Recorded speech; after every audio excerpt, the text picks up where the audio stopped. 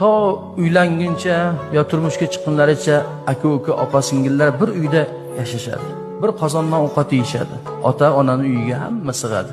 Ammo ota-ona o'tganlardan keyin hamma uy-joyli bo'lgan, lekin hammani boshini keyin qovushtirish qiyin bo'lib qolar ekan. Ota-ona o'tgandan keyin sekin-sekin ota yurtga, ota uyga borishingiz ham sekinlashib borar ekan.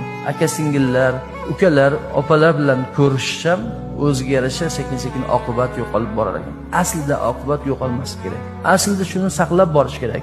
Ota-onaning ruhi aynan mana shu narsadan shod bo'lar ekan. Farzandlarining hamjihatligidan, ittifoqidan, mehribonchiligidan. Shuning uchun erkak odam opasi va singlisi yo'lda hech dunyoni ayamas kerak.